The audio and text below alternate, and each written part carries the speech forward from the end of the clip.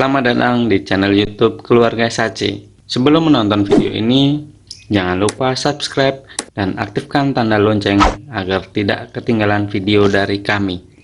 Halo teman-teman, berjumpa kembali dengan saya Lucia Wilmanalu dalam pelajaran agama kelas 9. Pada hari ini kita akan belajar mengenai hak dan kewajiban orang beriman di dalam masyarakat. Ada 8 indikator yang akan kita capai dalam pelajaran kita pada hari ini. Yang pertama, kita diajak untuk mensyukuri keterlibatan gereja di dalam masyarakat. Yang kedua, kita diajak untuk bisa membantu sesama kita yang membutuhkan, khususnya orang-orang di sekitar kita.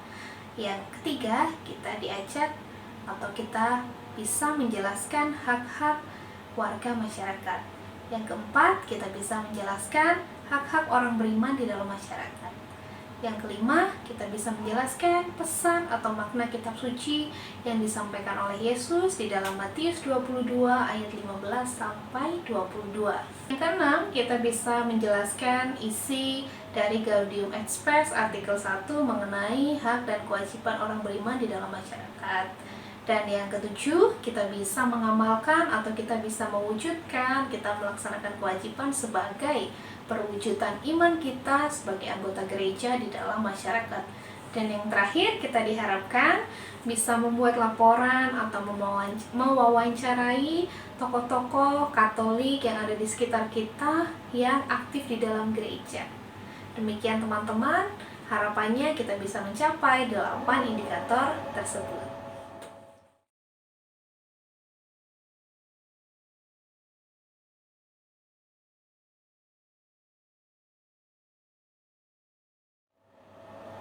Nah, teman-teman, apakah teman-teman tahu tokoh yang baru saja saya tampilkan? Ya, dia adalah Monsinyur Sugio Pranoto. Kita sering mendengar seruan 100% patriotik, 100% Indonesia, atau yang lebih akrab lagi di telinga kita yaitu 100% Katolik, 100% Indonesia. Itu diungkapkan oleh seorang Monsinyur Sugio Pranoto yang merupakan salah satu pejuang kemerdekaan. Ungkapan Monsinyur Sugio Pranoto 100% patriotik dan 100% Indonesia ini mau menyadarkan atau mau mengingatkan kita sebagai umat Kristiani untuk selain terlibat atau aktif di dalam gereja, kita juga diminta terlibat di dalam masyarakat. Kenapa?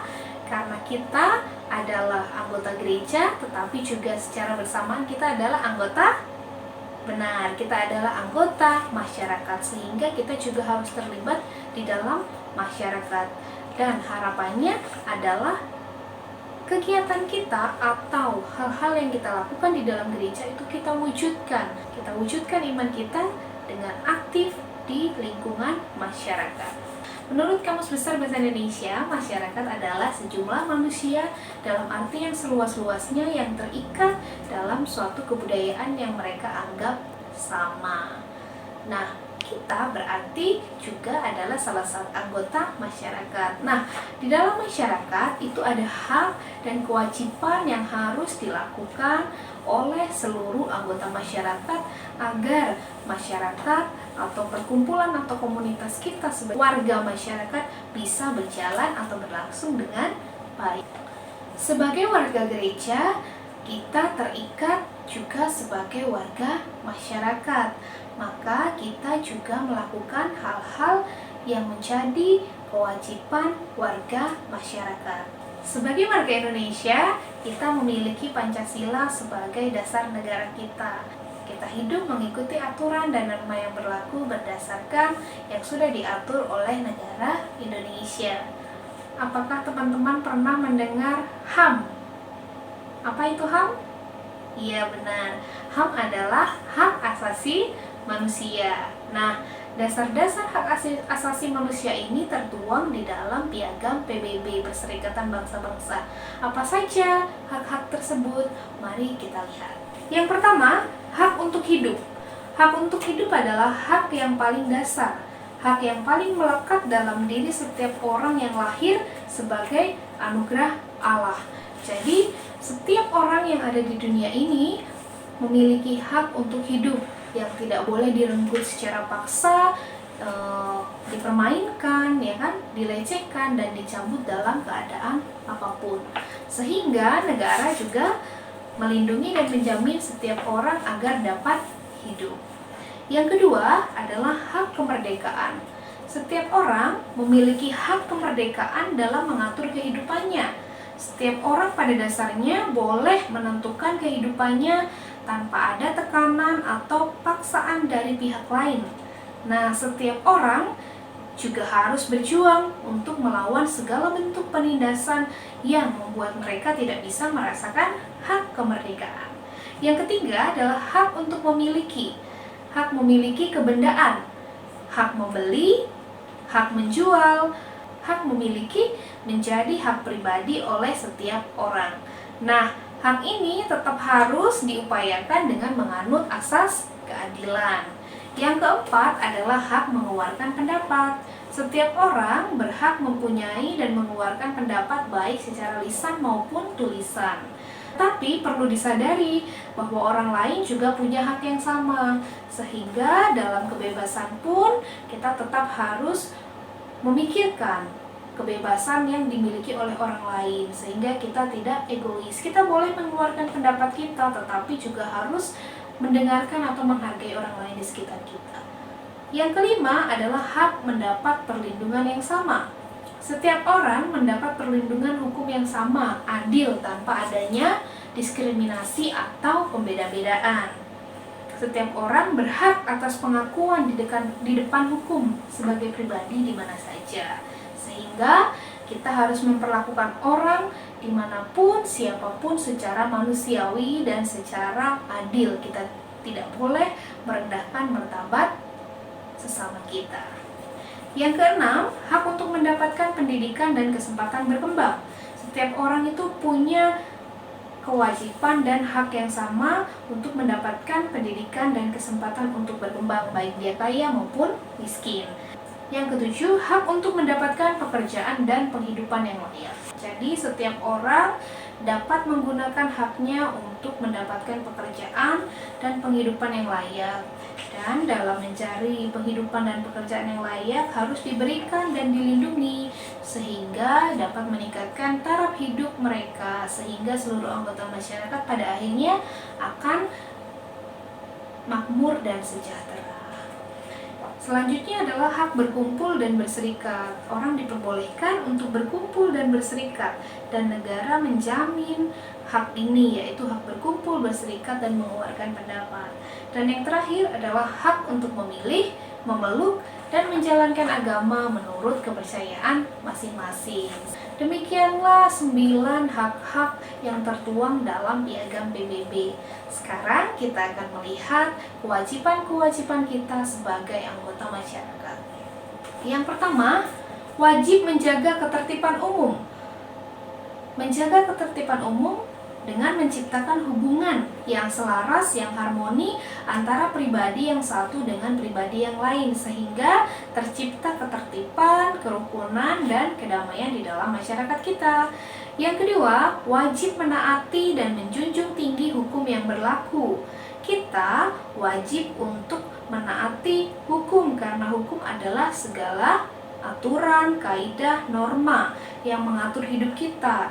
Tujuannya apa? Supaya kita menjadi tertib. Ketika kita tertib, maka kehidupan masyarakat akan dapat berjalan dengan baik. Yang ketiga, kita wajib untuk ikut serta dalam pembangunan masyarakat yang berkembang dan menuju ke arah lebih baik. Jadi kita terlibat aktif untuk mengembangkan masyarakat menjadi lebih maju. Yang keempat, kita wajib memelihara keamanan. Menjaga keamanan lingkungan menjadi kewajiban setiap orang, maka menciptakan keamanan lingkungan harus melibatkan seluruh anggota masyarakat. Yang kelima, wajib mengupayakan kesejahteraan. Kita memiliki tanggung jawab untuk ikut serta menyejahterakan masyarakat. Nah, di sini penting bagi kita sebagai orang Kristiani, kita berusaha untuk menyucikan dunia dan mengupayakan kesejahteraan masyarakat sebagai wujud panggilan kita sebagai anak-anak Allah. Kita melakukan pekerjaan-pekerjaan kita mewartakan kerajaan Allah dengan cara melakukan sebaik-baiknya apa yang menjadi pekerjaan kita. Yang keenam, kita wajib memelihara kebersamaan dan kerukunan demi keharmonisan hidup bersama. Jadi, kita diajak untuk bersama-sama terlibat aktif menjaga kerukunan hidup dalam bermasyarakat. Teman-teman, sekarang kita akan menyimak bacaan Injil dari Matius 22 ayat 15 sampai 52. Silakan dibuka kitab sucinya. Kemudian pergilah orang-orang Farisi. Mereka berunding bagaimana mereka dapat menjerat Yesus dengan suatu pertanyaan. Mereka menyuruh murid-murid mereka bersama-sama orang Herodian bertanya kepadanya, "Guru, kami tahu engkau adalah seorang yang jujur dan dengan jujur mengajar jalan Allah, dan engkau tidak takut kepada siapapun juga, sebab engkau tidak mencari muka.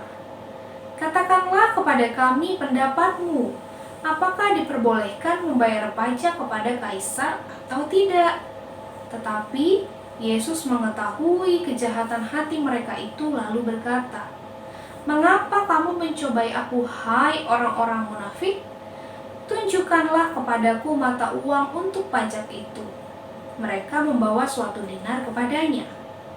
Maka ia berkata kepada mereka, "Gambar dan tulisan siapakah ini?" Jawab mereka, "Gambar dan tulisan Kaisar." Lalu kata Yesus kepada mereka, Berikanlah kepada Kaisar apa yang wajib kamu berikan kepada Kaisar, dan kepada Allah apa yang wajib kamu berikan kepada Allah."